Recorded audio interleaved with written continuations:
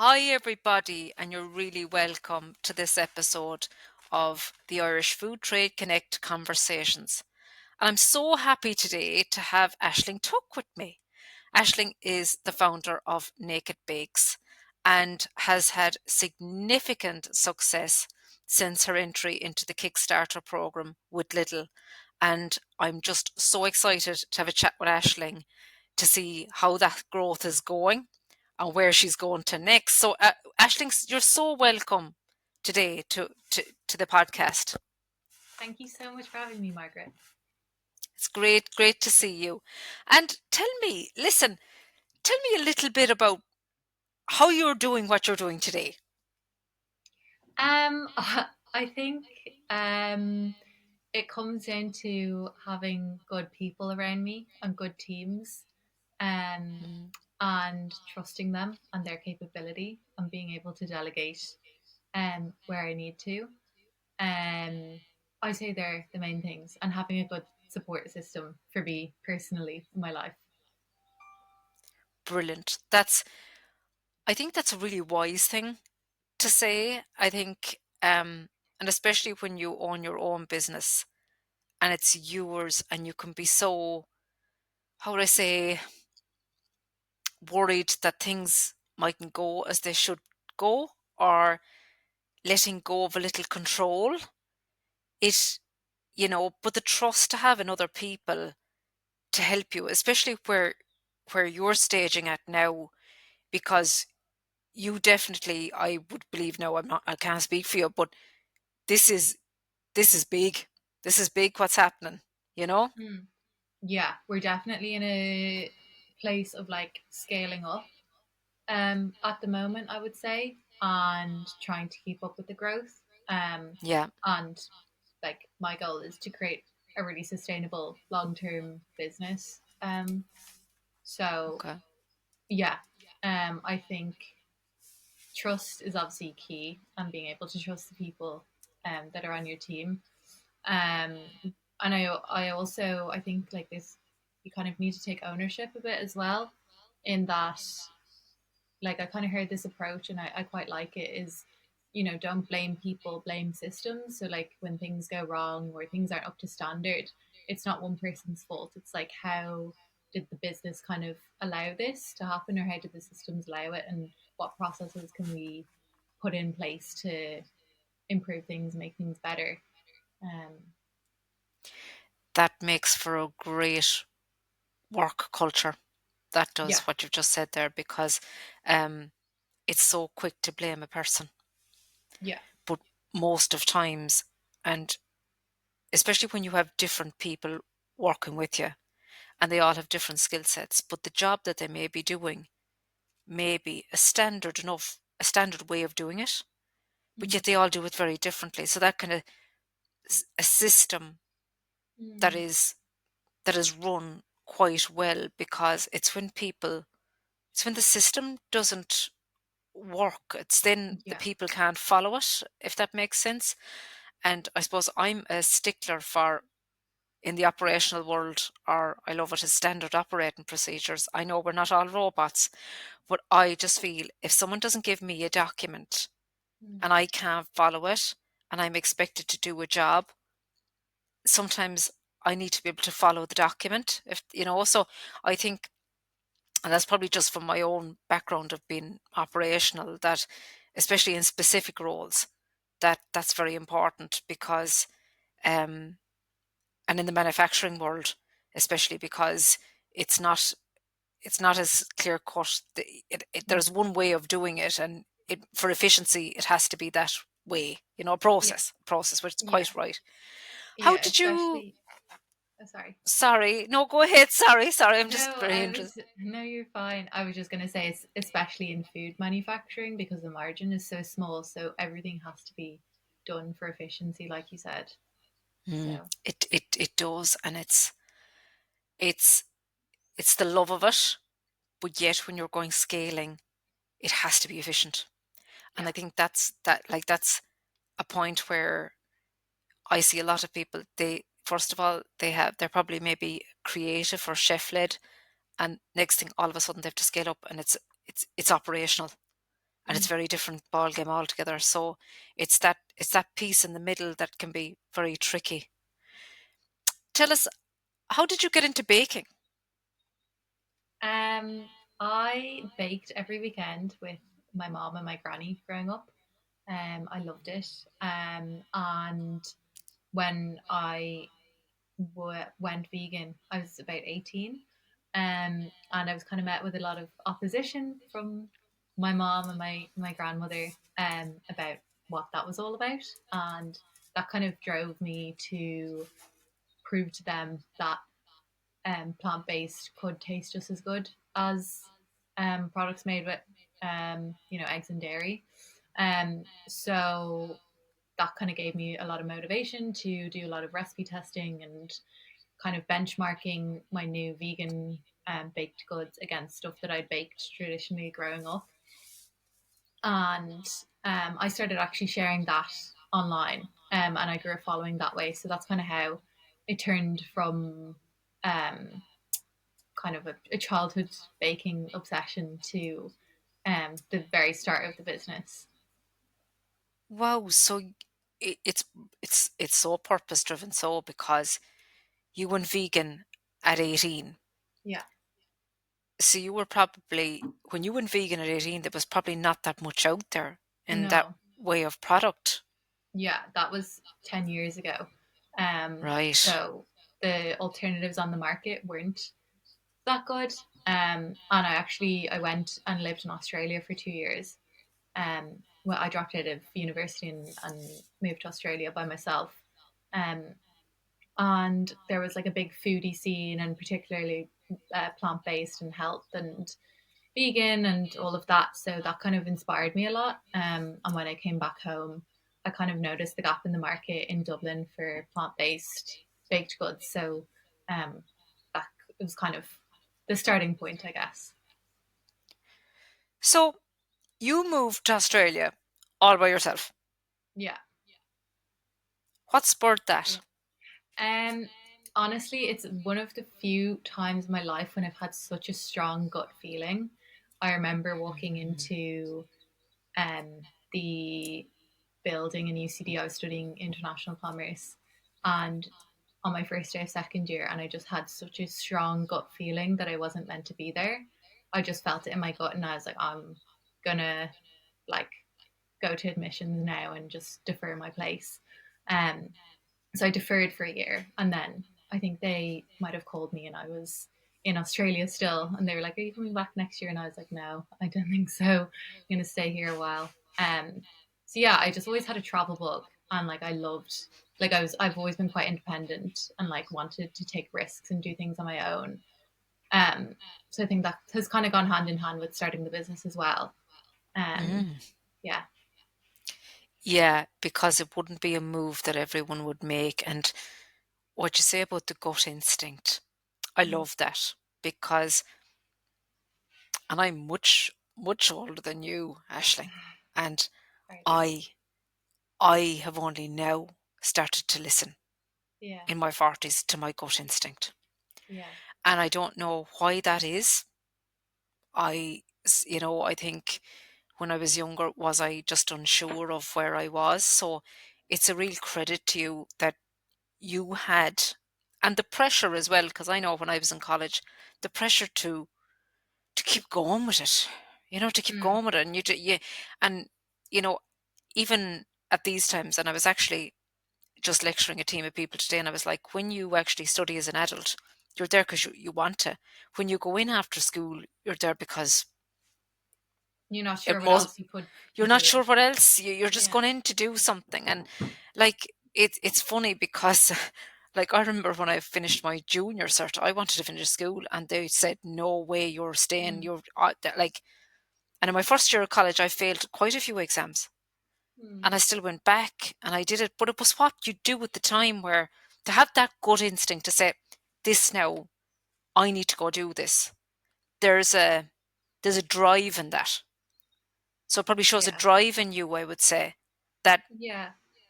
Possibly. you're I think you're you're not also, scared. yeah, I think also it's definitely a lot of naivety and being 19 I and know. or I started the business when I was 21, and I don't know if I would have started if I'd known how difficult it was going to be or what the challenges might be. So um, I think that naivety definitely played my to the benefit of me, I guess. That's, yeah, I think sometimes though, and when I started this last year, and I spent quite a lot of money putting investment into it and everything, and people going, "Geez, are you mad? Like, you sure you should be doing that?" And like, I was like, "Sure, I'll give it a go." You Mm. know, I think I was naive. I think when you start a business, if you're not some bit naive, you might get too scared and you wouldn't do it. I Yeah, don't know, but I think it's a scary place to be. But I suppose if you didn't do what you were doing and the jobs that you've created, you're an employer now. Like, how many people do you employ at the moment? You must have a good team. yeah, about not all full time, but about 15 on payroll. Like, like that's economic development. That's Yeah, and you started that at 21. I You know, know. like, I mean, like, that's that's a credit to you. So Thank you. I must give it to you. Well done, because um when I know when I was in my 20s, I was just because what you have to graft because it's yours and you have to build it. Mm. And but then I suppose the balance of how you balance your own life. Is there, do you, how do you find that work life balance when you're trying to build this business? Like, if you don't mind me asking, Yeah, how do you of course. find I it? think I find it quite difficult to talk about. Um, yeah, I don't know. I find it not an oxymoron. That's the wrong word, but I do think like sometimes you're just in like a season of work, work, work. And then Mm. sometimes you might be having a bit more fun, and like there is a lot of flexibility that comes with the business sometimes, but there's also a lot of sacrifice. So I think it's really difficult. And everyone's situation is so different. I don't have kids and I don't have a mortgage or those kind of responsibilities.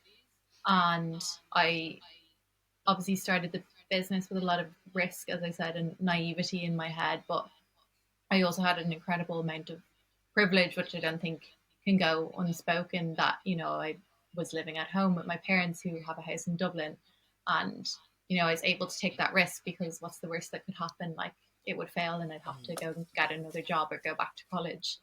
So I think that's something that's important not to forget. Um, but yeah, work life balance is something that I'm still figuring out, I think. Aren't we all? Aren't Yeah. we? Like, I think, yeah, aren't we all? Like, I'm a devil for it. Like, a devil Yeah. for it, and I always have been. Is it in my Mm. genes? I don't know. I It is still, really I, hard as well because of mm, the world that we're living in that's so media, social media, tech focused, and it's so hard to switch off in the evenings. Like, but I think you do have to create your own boundaries. Like, no one is going to be there telling you like turn off your phone or it's time to switch off. Like, you have to be disciplined in that yourself if that's the kind of balance and that's the kind of life you want or need for your physical or mental health, I think. Something I've learned. it's it's hard, isn't it? Though So hard. I have put like manners on myself with the phone to the point where I've actually put it on the mantelpiece here and Mm, try to let it there overnight. mm, I did it one night, I couldn't do it another night. mm. Like I don't know, but I know I have to put manners on myself with the phone, because I think in the world we live in, especially through a lot of the like I scroll quite a bit on TikTok, and I'm not Oh, ashamed to say it. I I'm not love ashamed to say TikTok. it. Yeah, I'm not ashamed to say it. I find the engagement on it great. Mm, I think, you know, no, I'm not saying everyone is on it is perfect, but I find it interesting. I've learned how to cook things on it and make things on it. yeah. And I've watched some of your reels in Oh, the cafe interesting. and what you do, and like there's just such a happy vibe with the cafe. And I said, I must get in there for something to eat. You have How to is that come. going? How is the cafe going? Because you only opened that last October, is that correct? Yeah, very end of October. So we've been open, what's that, November, December, just about 3 months now. Right. Yeah, and it's going pretty well. It kind of has slotted in nicely to the business that we're already doing because we had mostly been online and in retail. So we never had like a customer facing part of our brand. So it's been really nice to have that and be able to engage with people and get feedback and like host people in our space and see people enjoy stuff in person. Um, and I love all the people that we've hired. We've got such a great team. Um, I think it's been challenging as well. Like hospitality, Mm, as we know, is yeah. industry that's suffering a lot. And people aren't spending as much money and um, yeah, lots of different kind of economical things like that. So I think looking back, I probably overlooked um, how long it might take to fully get off the ground and get that footfall that we need. Yeah, so there's still definitely some work to be done on like getting the word out there and like building regular customers and stuff like that. But it's early days. I think, yeah, and sometimes I get confused about, you know, hospitality because every, say tomorrow morning, you go out and you try to go to somewhere for breakfast around here, everywhere is Mm, booked out. Everywhere. You can't get a seat around here really? for somewhere to eat breakfast at the weekend. So, like every, and so the footfall is there, but I Mm, think, I suppose, um, maybe you're never guaranteed of it. I don't know, but I do yeah. think, I suppose you have a very bespoke product. It's a certain kind of target market, and then I do notice your social media is quite like engaging. You kind of go, God, I'd like to go in there. That looks Thank like a you. real cool Well, place you're to doing go. your job. Yeah. So That's like great. it's yeah, and it's that kind of thing where you kind of go, I'd like to go in there and taste that food. It's lovely, Mm, and yeah, so I think that's come across really well from what I've seen in your thank reels you. coming up. Yeah, it has. Yeah, so that's, I mean, it's a fantastic. It's another sign of your drive that um to go down a different revenue, to go Mm, down, because I suppose the balance the balance of having that as your business strategy, that between retail and your own outlet as like food service, mm, is quite smart. It's quite yeah. smart. Um, Yeah. was that planned, or did you just I have think, I just want to do this? no, I have to say it really wasn't planned at all. Like it was always something that I wanted to do. Hmm. But my friend actually sent me a post that Hen's Teeth, who we rent the space from now, had put up saying they were looking for a cafe to sublet their front of house because they're predominantly events and weddings and pop ups and stuff. Um, so they sent me that post, and I think I was like, oh, like it kind of could be an opportunity. Made a deck, sent it to them, didn't think I'd hear anything, and then they got back to me really quick, and we met the owners, Greg and Rosie, who were so nice and so lovely to work with, and we just kind of got along, and they loved the products. I brought some cookies and some samples, and our brands kind of fit really well together. Kind of what we do and what they do and what we stand for, and so yeah, it kind of was a little bit of a no brainer that like it was kind of a plug and play situation. Like I just had to buy a coffee machine and like a few bits like that, but it wasn't doing, a whole cafe fit out or signing a big scary lease anywhere. Um, Hmm. so It was meant to be then, so wasn't it? yeah, yeah, Yeah, yeah. It's that kind of fit, I think, because sometimes business dealings can be difficult or they mightn't be aligned, but that sounds like you're really aligned. The same value set there or same Mm. interest or Yeah. that sort of way, which makes the relationship work. Mm. Yeah, for sure. And what kind of customers are you seeing are interested in the product at the minute? Or tell us about your range. What's the range like? Mm. Um, in the cafe or just overall? Just overall, overall. Overall, so um, we have ready to bake cookie dough that we sell in retail, so in Lidl and SuperValu across the country. And we also do some independent retail like Donnybrook Fair and Barnhill stores and um, a few kind of lovely independent retailers and delis around. Hmm. So that's like it comes as a log, you cut it into slices, put it on a baking tray in the oven, and then 10-15 minutes, you have freshly baked cookies without any washing up or anything, which is very handy, Lovely especially if you're job, doing it with yeah. kids. Yeah. And you can do it in the air fryer as well, which is handy. Oh, Um, can you? You can put it in the air you can fryer as put it in the well. All air right. fryer. My Right. favorite No. thing, my favorite thing to do is when I get a roll, I just cut it up into portions and then I put them into the freezer so I can just take one out on demand into the air fryer. Late at night when you have that sweet craving for something. I know it's not going away. I have it since Christmas. It's really Really. bad. I put manners on it, and yeah, it's not going away. With the cup of tea at night, like it's I lovely. know. Yeah, Yeah, but life's simple pleasures, you know? Life's you're difficult right. enough. No, you're right. I think like sometimes we can be very hard on ourselves, but I think because I think the name as well that you have, Naked Bakes, Mm. you um you automatically think this is clean. This is clean Yeah, product. yeah. Well, Um, it's interesting. Like the name kind of came to me because, as you said, I liked to allude to the fact that it's made with more natural ingredients.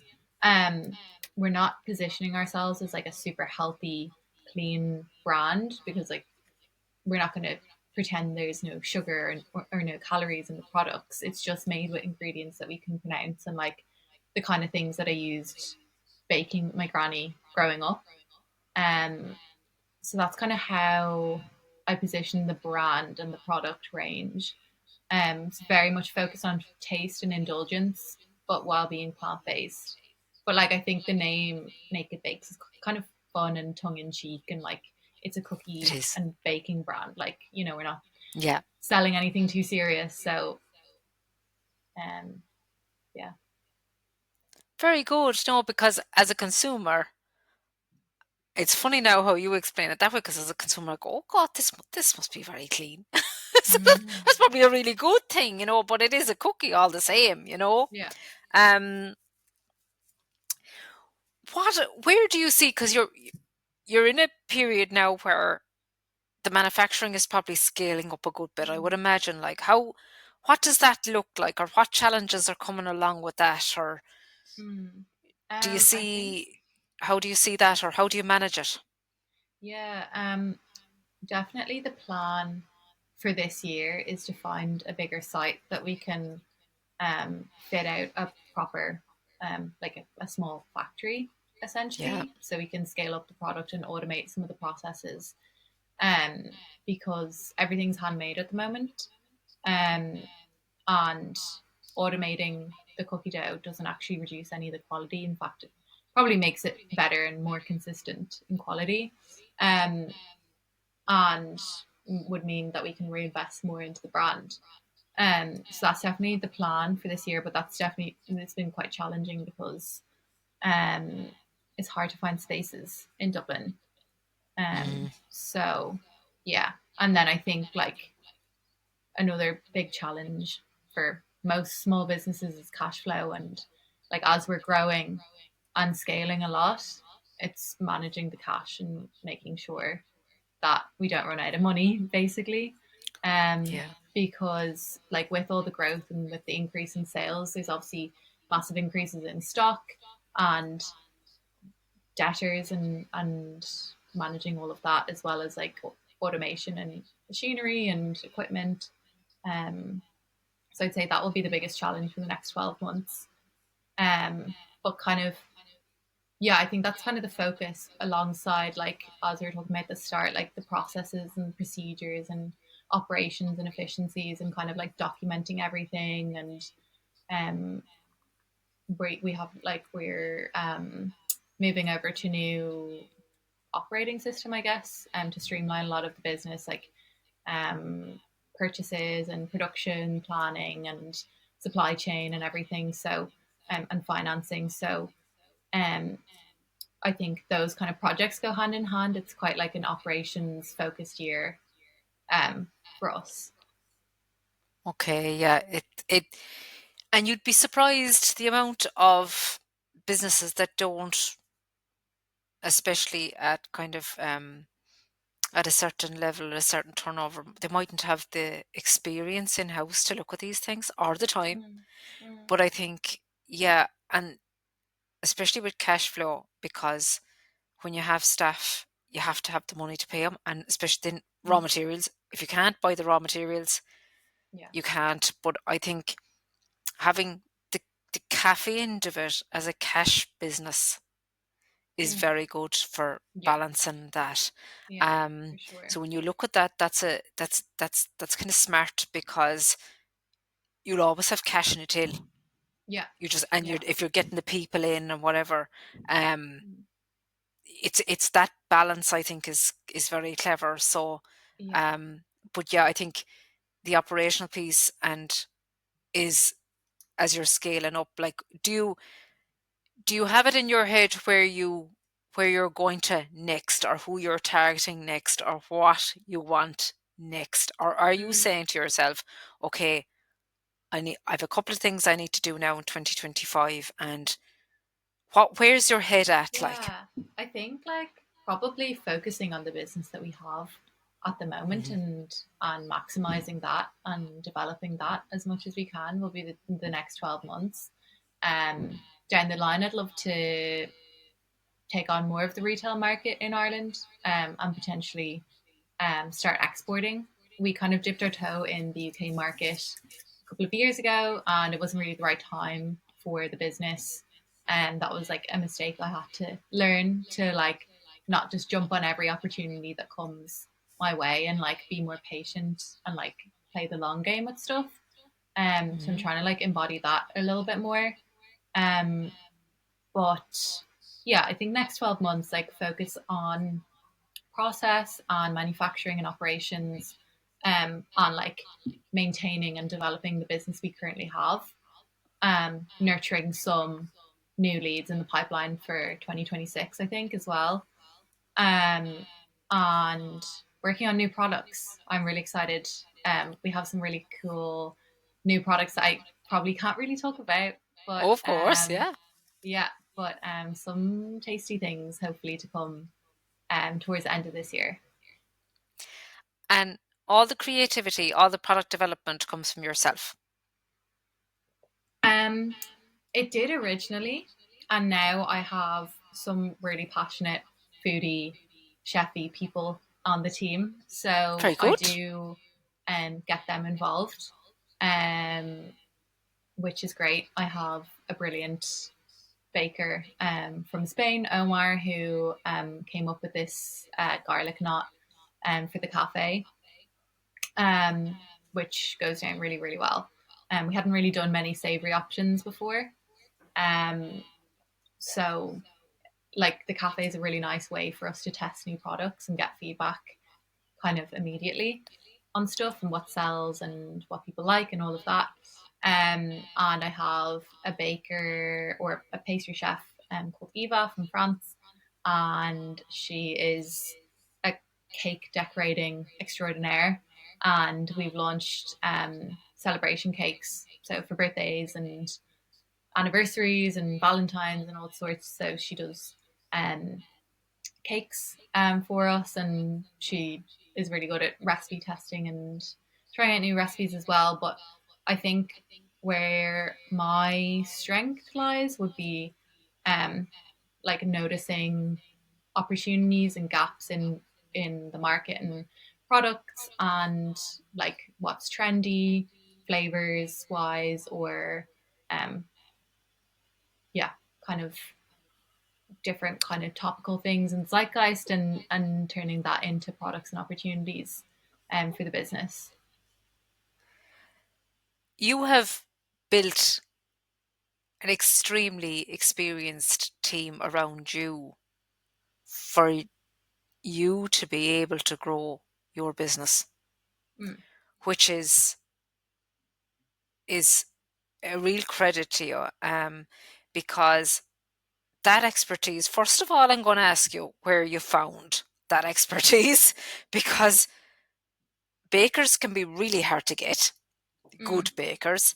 Um, and it sounds from what you're saying, there's a serious amount of delegation. Just guys, you go develop and let's see if it sells. Let's see if it works. Yeah, yeah.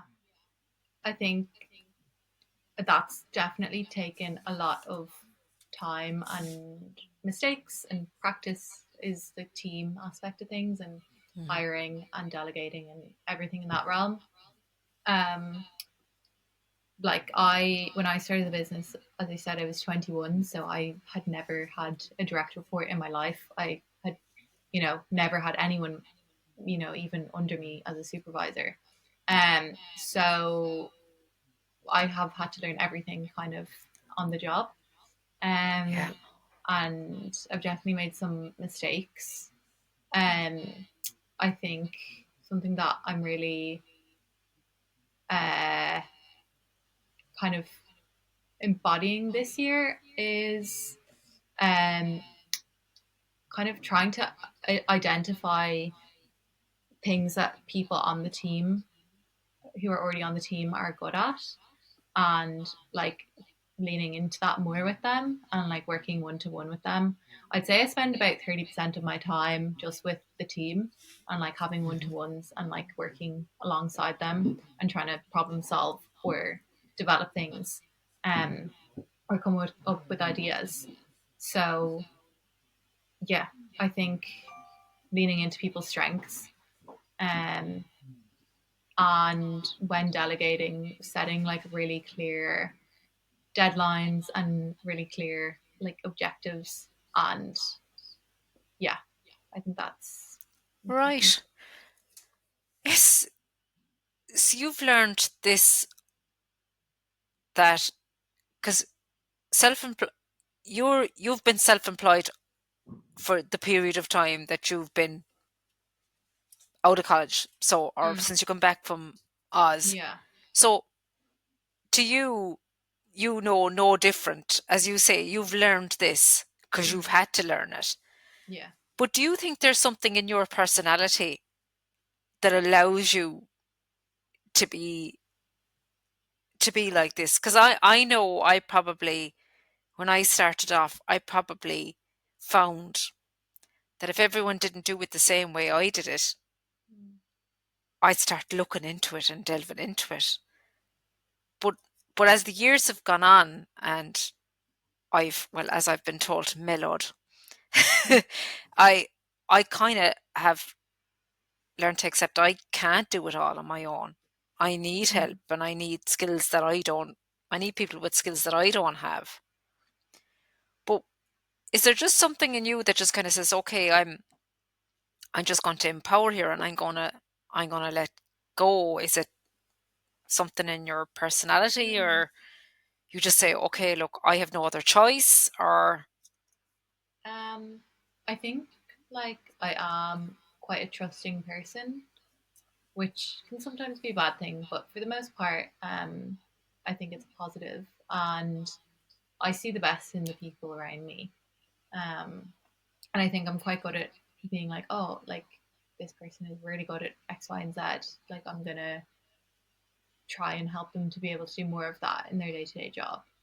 Um, and I think people really like that, and it's like true. the recognition. But I don't think I'm like overly, control freak. or anything like that. So I don't know. Maybe I'm able to just like I think I feel like you know if we're working as a team, like things get done quicker and easier, even if it's not done 101% to my liking. Like I'm happy. I think. Very good. Um, It's working for you. Never thought about that before, to be honest. Yeah, it's just I suppose because like that but I think sometimes it has to do with personality. Um Mm.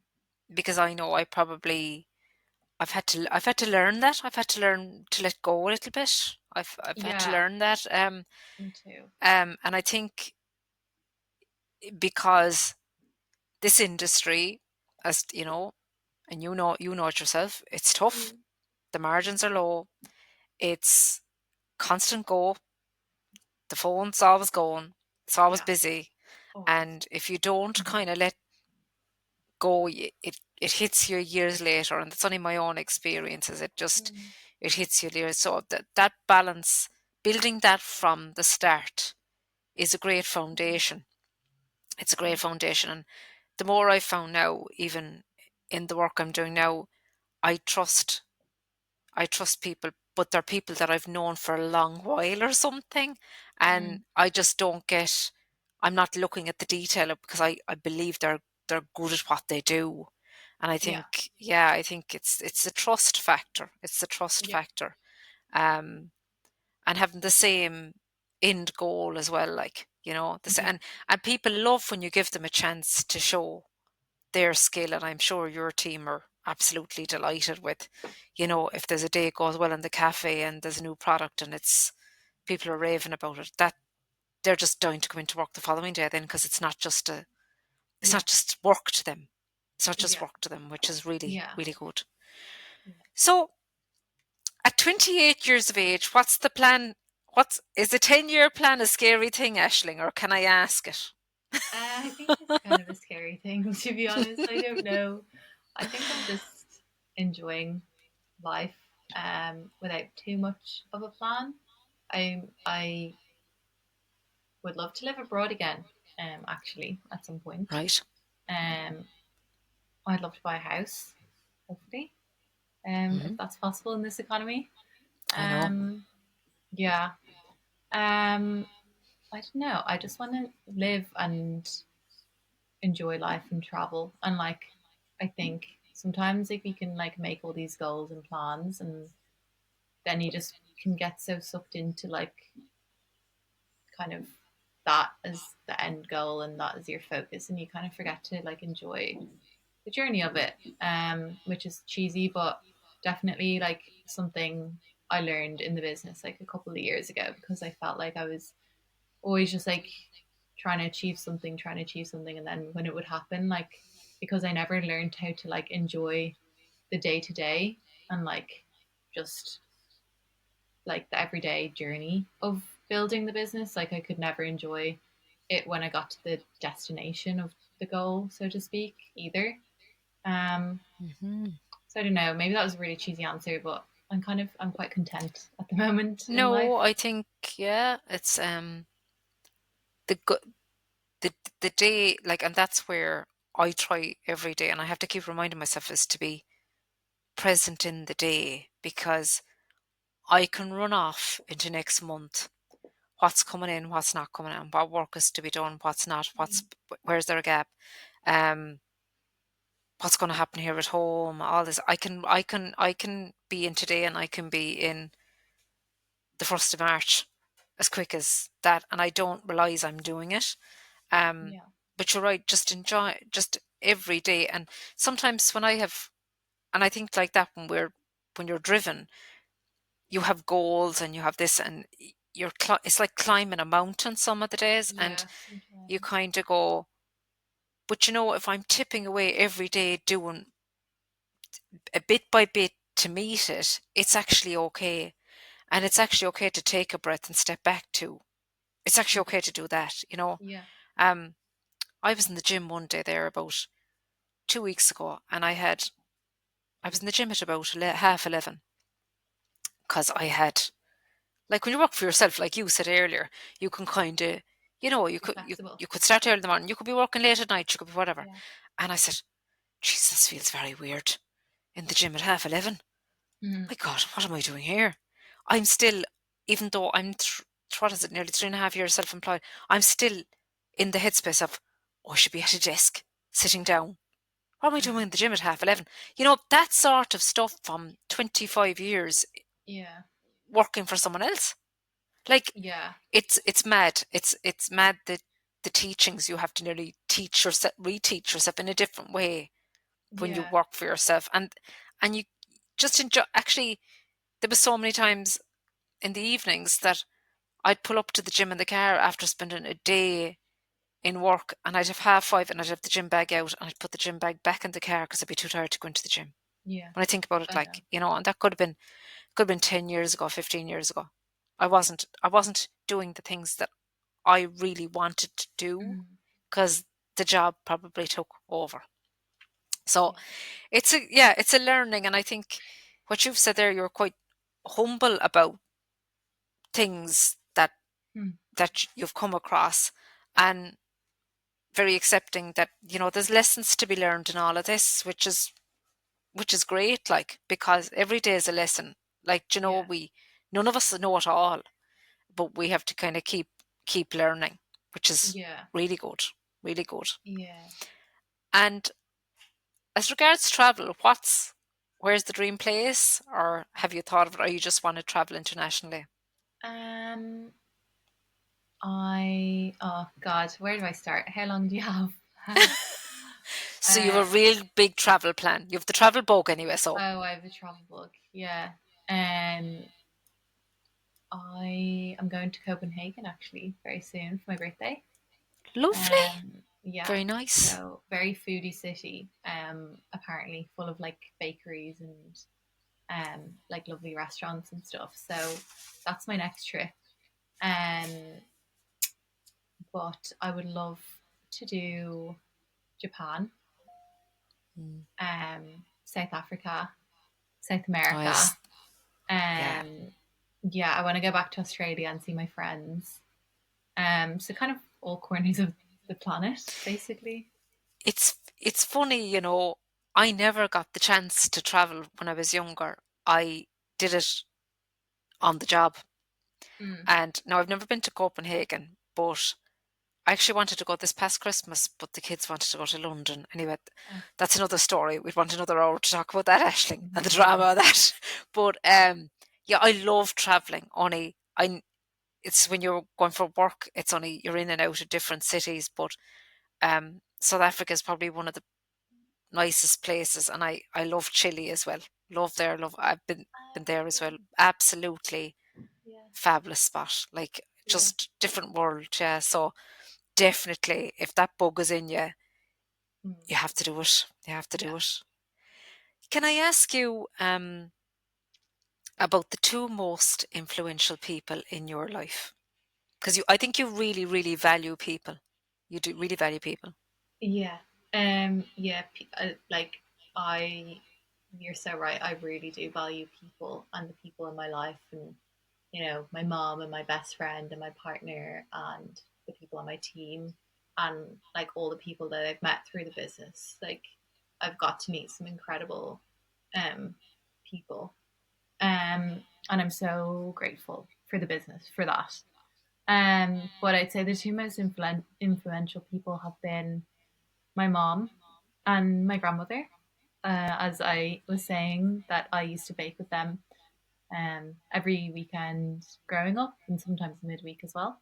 Um, my granny was a great home baker, and I just remember all the things she used to make, like the coffee cake and the lemon drizzle, and chocolate cakes and Victoria sponges, and really homey stuff, and very wholesome. And yeah, I remember like going to um, the supermarket with her to like pick everything out, and um, yeah, she'd give me the trolley to bring back to the trolley cart station, and she'd let me keep the euro coin to get some sweets or whatever. It's She a was lovely that kind of, memory. Lovely yeah. memory. And we're actually stocked now in the same supermarket our cookie dough is. So I'd love to like think that she was proud of the journey I've had with the business. Um, I would say. yeah, and my mom as well. Like she's she might be able to hear me right now. She's in the room next door doing some work actually on the business. So my mum's really involved, which I'm very, very lucky about. She had a career in banking and she retired. And then I think I gave her like a month before I asked her to step in and help me with the bookkeeping. Oh, brilliant. And That's great help. yeah, yeah, especially because I can trust her Yeah. 100%, like Yeah. with everything, which is very rare, you know. It is. Um, yeah, and that's what you need with the numbers. But she like has, I don't know if she would kind of recognize it in herself, but I feel like she's a woman with like great values and like has taught me a lot about like life and like how to treat people and like you know treat people how you would like to be treated and like not to judge people and you know everyone has things that you know they're struggling with and um I think like when I first started the business as well, like I remember I was really young and like quite a few times like I would have gone out midweek and then I'd have to be doing deliveries or baking the next day and I'd just be like, oh, I just want to cancel this, like I'm so hungover or whatever it was. And she'd be like, no, you absolutely have to, and like kind of almost like I was like 22 or whatever, and she'd be like, "No, you have to." Like, and that's kind of stood to me is like being able to build that really reliable reputation and like not let customers or like cafes that we supplied to at the start down. So I think, yeah, those two women. So your mother is really a mentor to, like, she is a mentor to you as well. And it can be very hard. And I suppose, I, you know, I was having a conversation with my own daughter this week. My own mum died when I was 23, and she she was like my friend. Like, I used to tell her loads of stuff. Like, I don't know whether she used to think I was mad or not. And I was Mm. thinking about the conversations I'm having with my own daughter, and just the different ways you said there about, you know, especially about judgment. And we were having actually a conversation about it last night, but you never know what someone else is dealing with. Or so it's bringing those values that you got from home. And even though there were different times and they're growing up in a different era now here as well, you're trying to bring some of that principles in. It's a hard mix, but I was told here the other night, you shouldn't be too hard on yourself because you can be a bit of a cool mom. And I goes, oh my God, am I being Mm. too cool of a mom, or am I not strict enough, or what? I didn't know what way that was taken, but I probably took it as a compliment. And I'm sure your mother takes it as a serious compliment, that, because really in your 20s, in your early 20s especially, should we all did it. Sure did it myself. Like, I remember when I was working for Dunn Store, so I wouldn't go into the stories, Ashling. Should they were like, anyway, there was one story where I used to have to stand near the fridge because I'd be Oh not right yeah, after the night before. Like, yeah, so like, and like that's just part of what you do at that age, like, but you were running your business. You yeah, did. So yeah. that's yeah, that's serious. And it's serious commitment that you kept that persistence to keep it growing. Mm. Um, Yeah. do you give, like, because you've quite a lot of to offer other female entrepreneurs. Do you network a bit, or do you meet with other female entrepreneurs or male entrepreneurs, maybe? Yeah. You've quite a lot to offer. There's quite a lot of experience there that you've had to date. Yeah. Thank you. I think my network has been completely like fundamental in being able to get to where I am. I think it's I've built it honestly since the very start, from going to different local enterprise office events, and just chatting to the person beside you. Or I met a lot of people through the coffee shop industry because I was a supplier to a bunch of different coffee shops around Dublin. So I met people that way. One of my closest friends, actually, her name's Beck, who owned a cafe. And yeah, I think joining um, different like WhatsApp groups, doing different programs and courses. But like even now, like the other day, I think I messaged in a group and I was like, does anyone have the number for, someone to fix a walk-in fridge, stuff like that. Just being able to put that into a WhatsApp group, um, or talk about distributors or like different challenges that are relevant to the industry and type of business.